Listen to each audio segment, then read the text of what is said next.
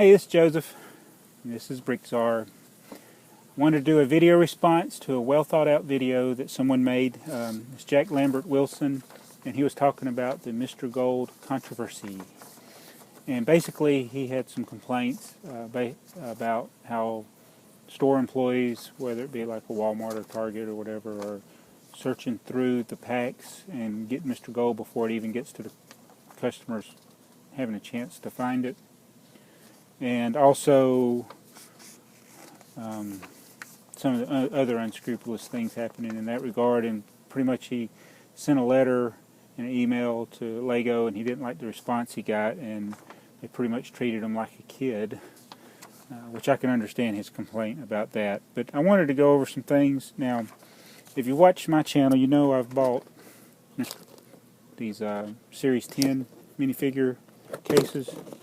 I've bought another one. That's a case. All these cases are empty. I bought 4 cases from Europe, and I opened all the packs. I didn't search through the packs and return them to a store. I opened them all, and then I parted them out for the pieces. I liked a lot of the figures. There were a lot of good pieces, so I figured if I found Mr. Gold, great. If not, I got some cool pieces, and I've already sold a lot of them. But I have not found Mr. Gold, and I have stopped looking. I've been in the stores, and I don't even look anymore. If I see Medusa, I might get it. You can see it just by looking at the bag. But I'm just not interested. I've probably bought about 350 packs of Series 10, and I don't want to be like Mr. Salt, another Willy Wonka reference, Charlie and Chocolate Factory. But I'm not just going to keep buying them. I don't want to contribute to what I think was a great idea, but a poorly executed idea. But I did open every pack that I bought. I don't have any sealed packs. I don't even see the point of keeping a sealed pack. And for LEGO to tell Mr. Wilson that, it's impossible to know what's in the pack by feeling it, that's ridiculous, since you can do that since Series 1. Everybody knows that. And it's kind of disingenuous if that's what they said, and I'm not going to doubt what Mr. Wilson said. Because I really think that these people that respond are not necessarily LEGO experts. They're just going by cue cards they get. But management at LEGO could fix that if they really wanted to. But LEGO's in it for the kids, not for the adults. I know that. I've been having dealings with them since the mid-'80s of calling in. I used to, when I made an order, you had to call to order. You could write it in, but I usually would call on the phone. So I've talked to LEGO since the mid-'80s. Anyway, as far as this goes, I thought it was a good idea, but once I realized that you got to search the packs if you're going to find them, and you can only find it if it hadn't already been searched by an employee. There's no point in looking, so I'm not going to look. In markets like this, I've seen this happen with comic books, baseball cards. They get ruined by speculators. It's not the collectors that ruin it, it's the speculators. And I should take it as a rule, if you're a collector, just buy what you like. Don't buy stuff because you think it might go up in value. And people say, you're crazy, you buy a ton of stuff. And yeah, I do. I buy it on clearance mostly. I know when I buy a large quantity of stuff, I'm buying it and I already know it's worth more than what I paid for it. I don't buy it thinking 10 years from now it's going to be worth X amount of dollars. I buy it because it was a good deal at the time I bought it. Or, which is probably a better reason, because I actually like it. For instance, this is my last remaining Santa Fe locomotive. LEGO made a ton of these, but the first ones were limited edition. There's 10,000. And each one had a special tile that came with it and a certificate of authenticity. and you could buy up to 5 of them. And they only made 10,000 of them, and I bought 5 of them. So it was easy to get.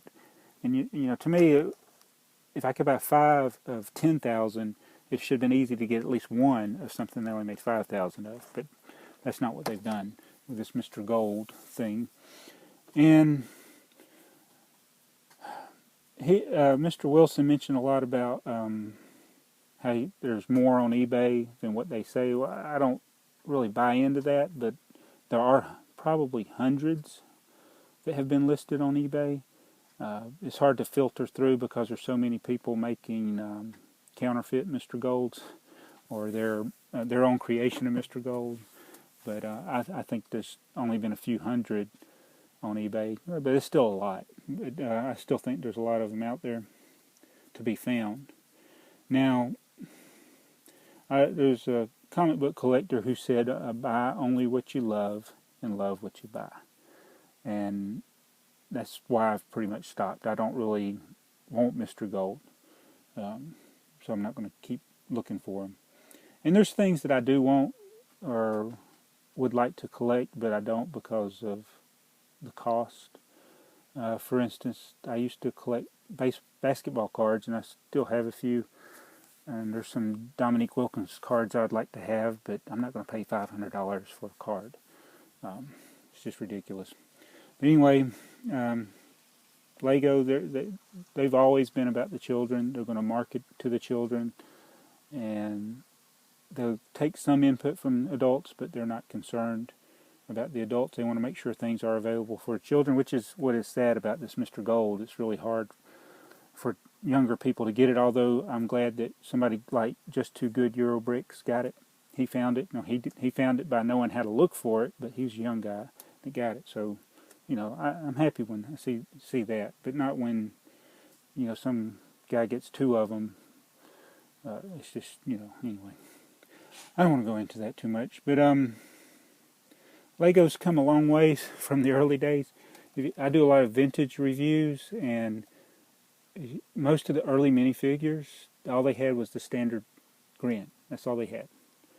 And the designers really had to push because Kjeld, however you say his name, didn't want them to ever change that. And they had to really push. And I think it was with the Pirates theme that you finally started getting to see some other designs on the minifigure head.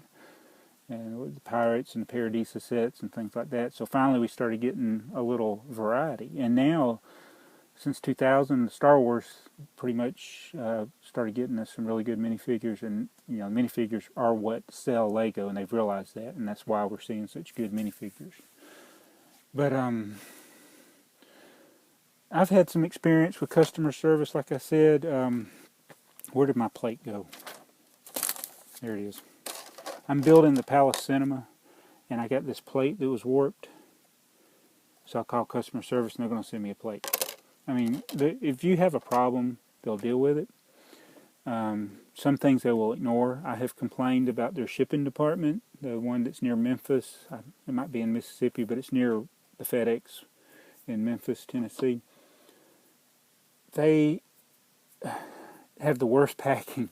They put those air bubbles, and sometimes your box your LEGO box inside the box will be crushed. Sometimes it'll have tape on it. I mean, because the box doesn't seal good on the underside, and the tape from the underside will stick to your LEGO box. You know, they do all kinds of stuff like that. And you know, they've sent me stuff when I've complained about the condition of the box, but they've never changed their shipping department, which it may be handled by some third party. I don't know, but it's always been disappointing to me that a lot of people on eBay, and especially on Bricklink, take better care of packing their stuff that they ship out to people than LEGO does. But I mean, I've received the worst example was the plates. They had some dinnerware plates and cups, and they just threw them in a box. And they're plates. So, of course, they broke. And they'll send me more, but it's ridiculous. I mean, why didn't they pack it in bubble wrap and then put it where it wouldn't shift around in the box? I mean, things like that. But anyway, that's one of the complaints I've had, that they've never seem to really be concerned themselves with, because they, you know, Lego is to be played with, not to be in a pristine mint box. But I've always had excellent customer service, even when they weren't knowledgeable. I know when I called about this plate, it took a lot longer. I already knew the element ID 06178, but I don't even think the girl knows what that is. She just was going through her script, so I couldn't. Even though I skipped ahead to what I needed, she had to go through every little line on her screen so that she would order the right part, because she's not familiar with it. So I think that's what some of the problem you have with customer service is. You're dealing with people that they got a job as a customer service rep, but they really don't know the product. But they're very nice. They've always been very nice. So I still believe that Lego has the best customer service of just about any retail company. Now, my suggestion, if they do a promotion like this Mr. Gold again, instead of having, you know, your certificate of authenticity and your Mr. Gold in the pack, just put the same paper in every pack, but in random packs you have one of the papers have your mail-in offer, and you mail it in to get Mr. Gold. Oh, the light just got brighter. So you would get a minifigure already, and then you mail it in, and you get Mr. Gold. And then that way they could control a lot of this unscrupulous behavior, and there would be absolutely no way you could feel it. Now, other ideas I've heard are to design the packaging that would make it hard to tell, but I think that would drive the cost up. If they put it in a box, it would drive the cost up. And if you put it in a box, there are people that would be bringing scales into the store to measure how much the box weighs to figure out what they got. But I think that if they just had some kind of mail-in offer, it would work. It's worked with comic books. I remember when Valiant Comics started, you could mail in and get a special issue if you cut out the coupons. Of course, that damaged your comic book when you cut the coupon out. But you could have Lego doesn't have that disadvantage.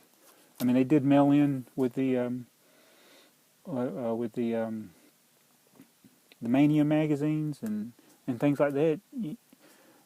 They did that for free, and I'm sure the production cost of a full 2 years of Lego Mania magazine was more than one minifigure.